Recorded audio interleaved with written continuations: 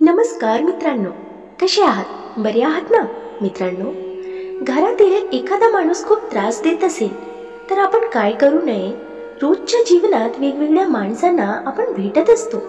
काही लोकांशी आपली वेव्हलेंथ जुळते तर काही लोक आपल्याला अगदीच नकोशी आणि नेगेटिव्ह वाटतात. माणसं सगळी सारखी नसतात. काही गोड बोलणारी असतात तर काही फारच विचित्र स्वभावाची आणि त्रासदायक असतात. बाहेरच्या माणसाची तर आपण कसेही डील करू शकतो, पण काही घरातीलच माणसं एवढा ताप देतात की अगदी जीव नकोसा होतो. काही बोललं तर वाद होतो, शांत राहिलं तरीही लोक डोकं खातात. अशा वेळी करायचं काय हे भलं मोठं प्रश्नचिन्ह आपल्यासमोर उभे राहतं. काही जण तो सरळ म्हणतात, याचा एकच उपाय आहे, सोडून द्या घर. पण मित्रांनो, हे उत्तर मला तरी योग्य वाटत नाही, कारण नात्याच्या बंधनाचे धागे असे सहज तुटत नाही. चला तर आज आपण बघूया की घरातच त्रास देणारी व्यक्ती असेल तर अशा वेळी कोणत्या 10 गोष्टी आपण करू नये आणि त्याऐवजी काय केलं पाहिजे.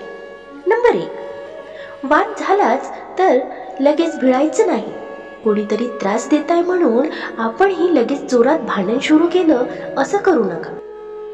एक वाक्य लक्षात ठेवा, आगीत तेल घातलं तर ती जास्त भडकते.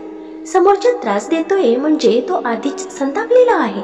जर आपणही तसेच वागलो तर घर रणांगणमध्ये बदलतो. प्रत्येक भांडणात एक माणूस तरी शांत राहणं गरजेचं असतं, नाहीतर परिस्थिती हाताबाहेर जाते. संयम म्हणजे कमकुवतपणा नाही तर ती खरी ताकद असते. म्हणूनच समोरच्याचा आवाज वाढला तरी आपण आपला सूर शांत ठेवला पाहिजे. यामुळे समोरचा हळूहळू गप्प होतो. म्हणून लक्षात ठेवा, वादामध्ये आपण आपलं तोंड बंद ठेवावं, संयम ठेवावा. नंबर 2, समोरच्याच्या शब्दांना जास्त महत्त्व द्यायचं नाही. मनाला लावून घ्यायचं नाही. कधी कधी काही लोक मुद्दाम टोमणे मारतात, चिडवतात, बोचरी टीका करतात. पण लक्षात ठेवा, त्याने काहीही बोलले म्हणून ते सत्य होत नाही. कावळ्याच्या शापाने गाय मरत नाही हे तर आपल्याला माहीत आहे. आपण त्याला जास्त किंमत दिली तर आपलीच मनशांती हरवते. काही लोकांना दुसऱ्याचा त्रास पाहून आनंद मिळतो. आपण जर त्याच्या बोलण्यावर सतत प्रतिक्रिया देत राहिलो तर ते आणखीनच चिडवले जातात.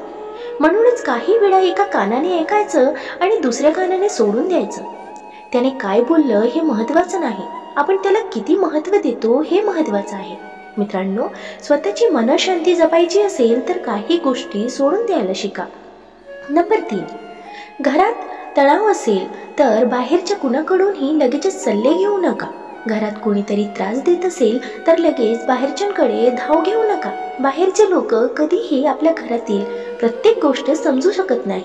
काय परिस्थिती आहे, आपण काय फेस करतोय ते आपल्याला माहीत असतं. बाहेरच्या काय तात्पुरता सल्ला देणार? बाहेरचे सल्ला देतात पण तो आपल्या घरच्या परिस्थितीला लागू पडेलच याची खात्री नसते.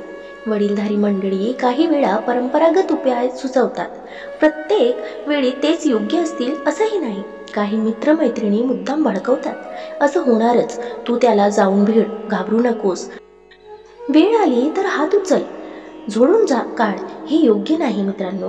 अशा अनेक प्रश्न सुटतो का नाही. म्हणून बाहेरच्या लोकांचा सल्ला घेताना काळजी घ्या. बाहेरचा प्रत्येक माणूस सुज्ञ असतो असं नाही. नंबर 4, कुरघोडी करायचा प्रयत्न करू नका. घरात कोणीतरी त्रास देतोय, मग आपणही त्याला तोच त्रास द्यायचा की बहुना त्यापेक्षा जास्त काहीतरी वाईट करायचं, याला कुरघोडी करणं असं म्हणतात. मित्रांनो, असं केलं तर आपणही त्यांच्यासारखे होऊ नाही का? कुटुंब म्हणजे युद्धाचे मैदान नसतं, तिथे मन जिंकायची असतात. समोरचं चुकतोय माहिती, पण आपणही त्या चुकीच्या मार्गावर गेलो तर त्यांच्यात आणि आपल्यात फरक काय राहिला? शांतपणे परिस्थिती हाताळली तरच बदल शक्य असतो. एखादी व्यक्ती तुम्हाला सतत दुखवत असेल तर तुम्हीही तिला दुखावून काही साध्य होईल का? उलट संघर्ष वाढत जाईल आणि घराचं वातावरण आणखी बिघडेल. म्हणूनच समजूतदारपणाने वागणं महत्त्वाचं आहे. असं वागणं म्हणजे कमजोरी नाही तर तीच खरी हुशारी आहे. नंबर 5, भांडणात मीच बरोबर आहे असं धरून बसायचं नाही. कधी कधी घरात भांडणं होतात. त्यात प्रत्येकाला असंच वाटतं मीच बरोबर आहे, बाकीचे चुकत आहे. पण खरं सांगू का, कधी कधी आपणही अंशतः चुकत असतो. टाळी एका हाताने वाजत नाही.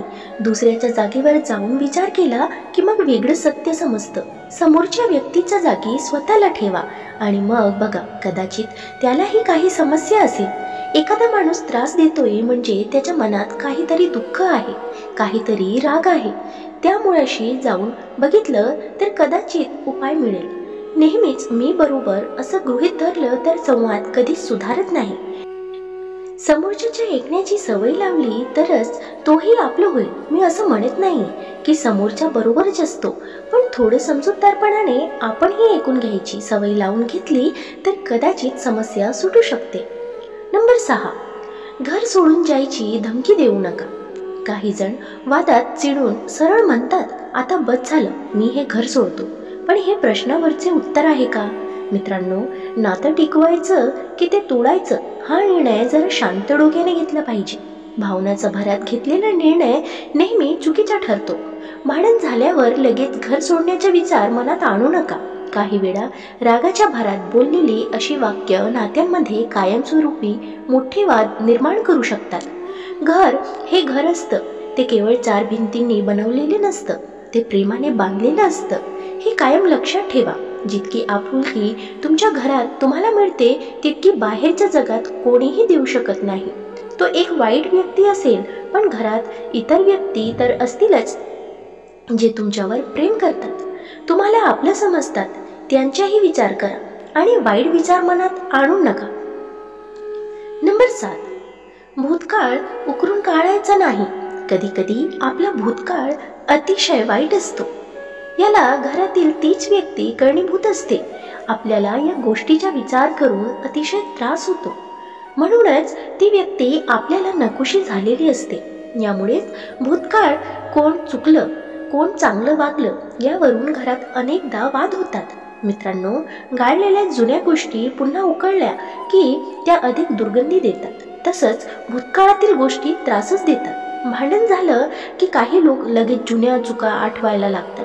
त्या दिवशी तू हे केलं होतंस, तो अमुक प्रसंग आठवतोय का, असं बोललं जातं. पण त्यामुळे सध्याचा प्रश्न सुटतो का? उलट मनात साठलेलं सगळं बाहेर पडतं आणि वाद अधिक चिळघडतो. भूतकाळात अडकणं म्हणजे आपल्या वर्तमान आणि भविष्य खराब करणं. मागे पाहून चालणारा पुढचं दिसत नाही, हे लक्षात ठेवा मित्रांनो.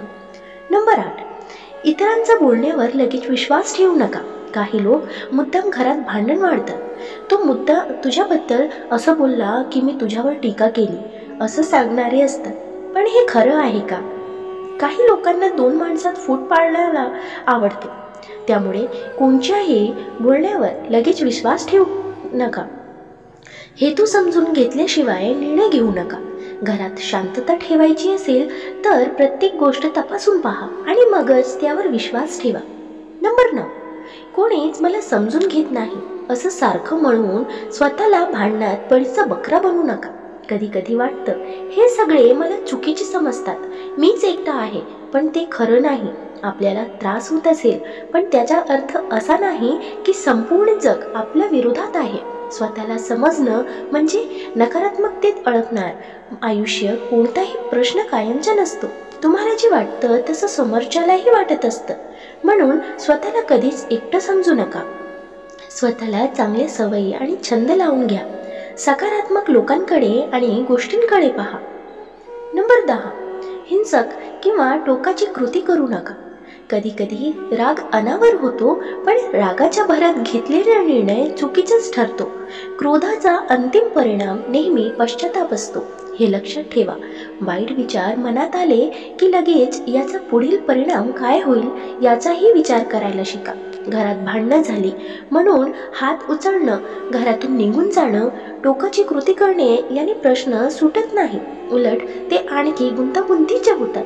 यामुळे आपल्या प्रिय लोकांनाही खूप त्रास होतो. संयम ठेवला की उत्तर सापडतात. म्हणून माझ्या प्रिय मित्रांनो, डोक्यात राख घालून घेऊ नका. थोडं शांत राहा, सगळं नीट होईल. थोडा वेळ जाऊ द्या. मित्रांनो, जर घरातील एखादा माणूस वारंवार त्रास देत असेल तर त्यावर प्रतिक्रिया देताना योग्य दृष्टिकोन ठेवणं गरजेचं आहे. प्रथम त्याला वागण्यामधील कारण समजून घ्या. कधी कधी तणाव, मानसिक अस्वस्थता किंवा पूर्वीचे कटू अनुभव यामुळे एखादी व्यक्ती नकारात्मक वर्तन करत असेल. अशा परिस्थितीत तिखट शब्दाने प्रत्युत्तर देण्याऐवजी शांतपणे संवाद साधण्याचा प्रयत्न करावा. सतत वाद घालणे, सोड भावना देणे किंवा त्या व्यक्तीला टाळण्याचा प्रयत्न करणे यामुळे समस्या वाढू शकतात. आपल्या मानसिक शांततेला प्राधान्य द्या. गरज असल्यास समुपदेशकाचा सल्लाही घ्या आणि घरातील इतर सदस्यांची सकारात्मक संवाद साधून एकत्रित तोडगा काढावा. जर परिस्थिती फारच असह्य होत असेल आणि सर्व मार्ग अपयशी ठरत असतील तर स्वतःच्या भावनिक आणि मानसिक स्वास्थ्यासाठी त्या व्यक्तीपासून शक्य तितकं अंतर ठेवणे, कमी बोलणे हाच योग्य निर्णय ठरू शकतो. मला माहिती आहे कधी कधी संताप अनावर होतो, हात उचलावासा वाटतो, घरातून बाहेर पडावंसं वाटतं. पण लक्षात ठेवा, तुमचा राग कधीही तुमच्या नात्यांपेक्षा मोठा नसावा. शांतपणे विचार करा आणि मन मोठं करायला शिका. मित्रांनो, दररोज सकारात्मक विचारांसह आपण भेटत असतो. तुमचे जीवनही असेच सकारात्मक विचारांनी भरून जाओ. तुमच्या मनातील सर्व चांगली इच्छा आकांक्षा पूर्ण होत तुम्हाला सुख समृद्धी लाभो ही ईश्वराच्या चरणी प्रार्थना. मित्रांनो, तुम्हाला हा व्हिडिओ कसा वाटला कमेंट करून नक्की सांगा. व्हिडिओ आवडल्यास लाईक शेअर करायला विसरू नका आणि अशी छान छान कथा आणि सुविचारासाठी चॅनलला सबस्क्राईब नक्की करा. भेटूया पुन्हा एका नवीन व्हिडिओमध्ये. तवर स्वस्त रहा, मस्त रहा, आनंदित रहा. धन्यवाद.